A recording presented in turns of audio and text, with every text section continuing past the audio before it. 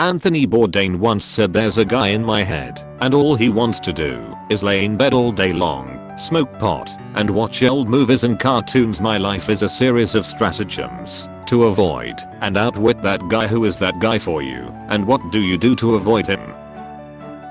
I hate mornings. I don't like waking up. I don't like breakfast as a genre or activity.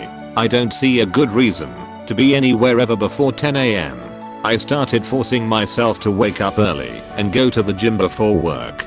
And I hate it so much, but it makes me feel so goddamn good all day long. It's a shitty healthy dose of morning endorphins that stops me from getting sleepy after lunch. Keeps me energized after work. Get a better night's sleep. It sucks so much, and it sucks even more that it improves every aspect of my day, because now if I stop I know I'll just start having shitty bad days again, and it'll be my dumbest lazy fault with a simple fix. That guy wants to settle for anything out of fear of nothing better coming later. That guy is okay with the dead-end job, the abusive relationships, and no master's degree. I tell that guy it's never gotten me anywhere. It's the definition of stuck, and I have no intention of being stuck anymore. That guy's kicking my ass right now. You gotta fight back, man. He's a lazy stoner, he can't be that good of a fighter. I used to have a little sign on my desk that said the worst possible feeling is when the person you are meets the person you could have been. It was there to encourage to pursue my goals rather than procrastinate on games, Reddit, etc. I think it's time I dug that sign out again.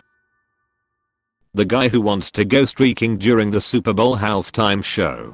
I avoid him by remembering that prison is not a pleasant place to be. That guy's cousin lives in my head. I go to AA meetings to avoid and outwit him. We came to an agreement and take turns occupying the same body. It's me from 5:30 AM to 5 PM on weekdays, and he gets evenings, weekends and holidays. All that guy wants to do is do Reddit and play video games. I don't do anything to avoid him. I have the same guy in my head. I quit smoking pot years ago. Before I hit 30, I can still stay in bed all day on some days. What keeps me from doing it? Having a 24H lane on my laptop. Too often are commitments I've made to myself, friends, and employers. Back in the day, pot made it really easy to give up on those commitments. I miss pot, but I don't miss those times in general, which keeps me from going back. Precisely. You've said it very well. For me at least, getting high just made me very content with doing absolutely nothing. Which is fine sometimes. But I was high all the time, and then doing nothing all the time. I was so bored and boring to myself that I had to quit smoking and other drugs completely. It's only been a few years. It still feels like a work in progress, but I'm getting happier with who I am. I have chronic severe depression. Going 25 years now. It's not completely clear what I have, but it comes and goes. Not sad, not bipolar, not MDD. We simply don't know, and medication doesn't work. However, it's never really gone. It's more like manageable or unmanageable. The voice is either telling me I should lie down and just give up, or it's telling me that soon I will be lying down and giving up again. My manageable moments are obviously filled with as much joy as I can pack in there. And every night, before going to bed, I tell the voice to suck it. Today was my day, not yours. When it's unmanageable and the voice tells me to give up, I try to fight him as long as I can. And when I start to agree with him, I always manage to end it with "but not today." It's kept me alive for this long. I hope I can keep going like this for a while. That guy is my ADHD. I probably have an extreme case where my meds, which are at high doses, hardly even work anymore. The best way I combat this urge to do something fun, play games, or goof off is to remove myself from any place of temptation. Cut it off before you get the thought of even doing something pleasurable. What I do is that I find empty classrooms at my college and study, or do work in there. I will purposefully drive away from my home, which is full of games, food, fun, and comfort, to a classroom just so I don't get the urge. And even if I do, I've created a barrier that takes too much guilt and effort of driving back and doing something fun. Might get buried, but my dude in my head is literally Mr. Spock from Star Trek, and I don't avoid him. Hear me out. I discovered through therapy that I needed a mechanism for judgmentless and objective self-analysis, and Mr. Spock is that dude. He can see the most ducked up space shit ever and react calmly and objectively. Mr. Spock, the massive space blob, has a 97,454% chance of consuming the ship and everyone inside within 4/7 minutes. Projections show it will be slow and painful. Apostrophe. Kirk, that's horrible. Apostrophe. Spock, yes. It is not ideal for our continued survival, but its actions are entirely within the nature of the space blob. Apostrophe. So, whenever I get spun up on something in my head, I imagine a mini Spock in my head with a science terminal that can pull all data about me. Spock. Science report. Spock. Data shows that Godspeed Metal is 8 days from quitting smoking tobacco and is under great mental distress from the change of chemical intake. He isn't consciously aware of it, but he's attempting to make up an excuse to get gas on a half tank in order to create an opportunity to buy a pack of cigarettes. Thank you. Spock. Sounds like I'm being dishonest with myself. I suck. Spock. I disagree.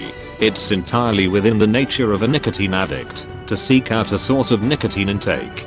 This is neither good or bad, just natural. Data also suggests that conscious awareness mitigates the chances of nicotine intake by 89.45%. You've yet to procure a nicotine source as well. Commendable.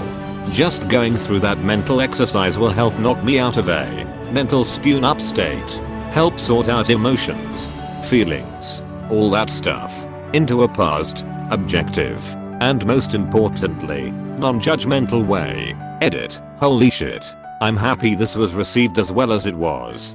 This mechanism has helped myself so much. However, I'd offer a couple of words of advice if you are intending to take on this method as well, because it can be a frustrating mechanism to employ if you don't have your expectations set correctly. 1. Spock's reports will be amended, appended, referenced and reworked entirely.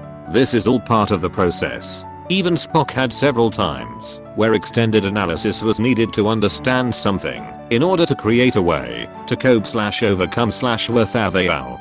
Don't treat everything he says as immutable truth. His analysis is only as good as the data he is able to receive through that mental science terminal.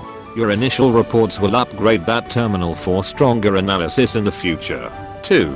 You will fail as well, and that's totally okay. He's analyzed far more for me than just smoking. Everything from anxiety, struggles with work, and interpersonal relationships has been reviewed through that science terminal.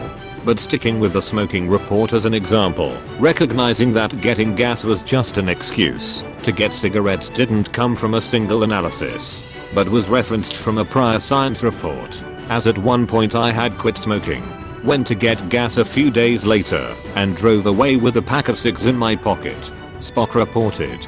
Godspeed Metal formulated a reason to create an environment that allowed his weakened will to procure a source of nicotine. Further analysis shows that nicotine addiction is extremely subversive to Godspeed Metal's psyche at a subconscious level. The strength of control the addiction exerts upon his mind is quite strong. Fascinating. Spock doesn't judge me, it all is what it is, and I respond. That is fascinating. My mind is stranger than I ever thought possible. However, I'm more in control because I now recognize this pattern of behavior. I believe that this can be identified at a later point if I do this again. Thank you, Spock.